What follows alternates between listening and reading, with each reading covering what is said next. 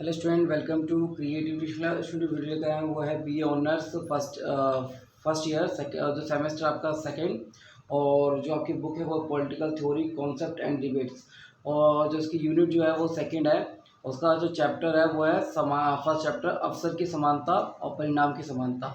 समानता का अर्थ क्या होता है मैं आपको बताऊंगा, और विशेषता क्या है इसकी, और आर्टिकल किस में कितना वर्णन किया गया है, किस में वर्णन किया गया है समानता का, वो बताऊंगा आपको। और इसके विचार, मतलब कि इसमें सबसे मेन विचार किसके हैं, वो विचारों का वर्णन करूँगा, जैसे जॉन लॉक के विचार और मार्क्सवादी के सिद्धांत जो हैं। तो स्टार्ट करने से पहले यदि आप इस चैनल पर नए हो और आपने इस चैनल को सब्सक्राइब नहीं किया है तो प्लीज़ नीचे दिए गए सब्सक्राइब के बटन को क्लिक करें और चैनल को सब्सक्राइब करें और बेल आइकन का बटन भी दबाएं, ताकि जो भी वीडियो आते हैं इसकी नोटिफिकेशन आपके पास जल्द से पहुँच सके। तो स्टार्ट करते हैं। समानता का अर्थ। समानता का अर्थ समाज में रहने वाले सभी व्यक्तियों को समान अवसर और जाति, धर्म, लिंग, रंग के आधार पर किसी का भेदभाव ना होना समानता कहलाता है। इसके अलावा लिख सकते हैं समानता का अर्थ है कि किसी समाज को उस स्थिति से होता है जिसमें समाज के सभी लोगों को समान अधिकार या प्रतिष्ठा प्राप्त हो। समानता के अधिकार जो है भारतीय संविधान के भाग आर्टिकल 14 से लेकर आर्टिकल 18 में इसका वर्णन किया गया है।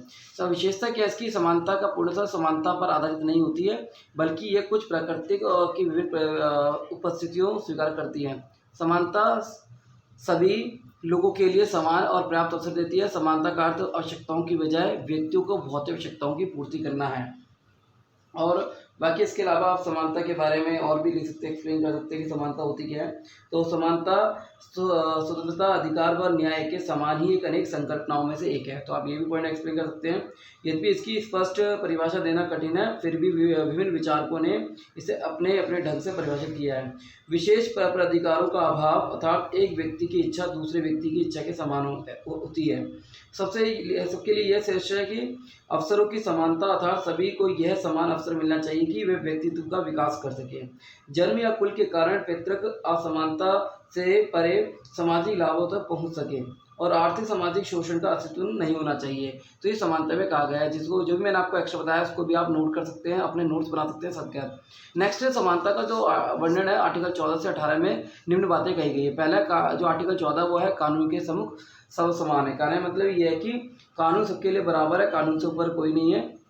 नेक्स्ट है नागरिकों के प्रति भेदभाव नहीं होना चाहिए, जाति, धर्म, लिंग के आधार पर कोई भेदभाव नहीं होना चाहिए। आर्टिकल 16 में बताया गया कि रोजगार के अवसर प्रदान किए जाने चाहिए बिना जाति, धर्म, लिंग, रंग के आधार के बिना। नेक्स्ट पे आर्टिकल 17 में अस्पृश्यता का अंत कर दिया गया, मतलब छूत का अंत कर दिया गया, और आर्टिकल 18 में उपाधियों का अंत कर दिया गया। प्रकार जो है इसके वो है कानूनी अधिकार और कानूनी समानता, प्राकृतिक समानता, सामाजिक समानता, राजनीतिक समानता और आर्थिक समानता। नेक्स्ट है कानूनी समानता जो होती है वो होती क्या है।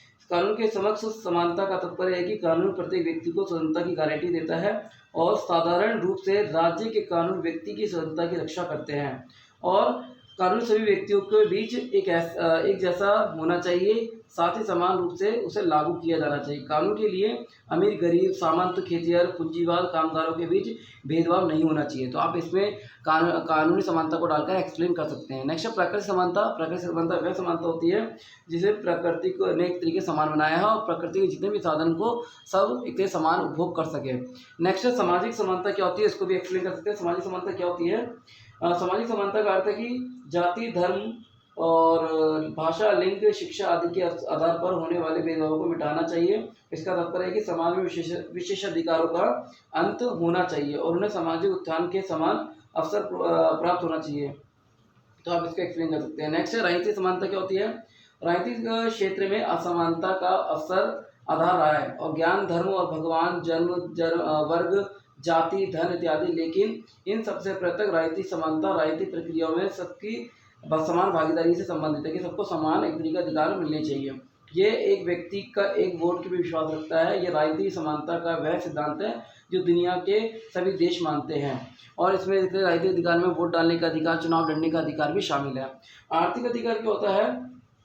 आर्थिक अधिकार में वर्तमान समय में इस विचार को सभी स्वीकार करते हैं कि मानव जीवन में आर्थिक समानता महत्व सबसे अधिक है।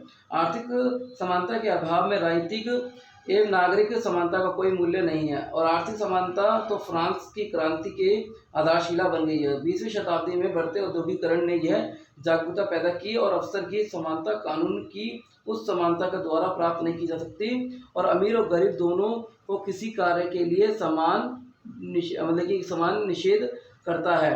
और एक तरीके से समान अधिकार देता है, कमाने के रोजगार अवसर देता है। नेक्स्ट के बाद जो विचार है वो विचार क्या है, अभी तक इतना ही मैंने आपको बताया, शॉर्ट तरीके से बताया, आप इनको भी एक्सप्लेन कर सकते हैं। और नेक्स्ट विचार जो आ सकते हैं वो है जॉन लॉक और मार्क्सवादी। इसमें मैंने आपको शॉर्ट तरीके से लिखा हुआ है, आप इनको भी एक्सप्लेन कर सकते हैं। और साथ के जो भी मैं एक्स्ट्रा पॉइंट बता रहा हूँ वो आप इसको नोट भी कर सकते हैं।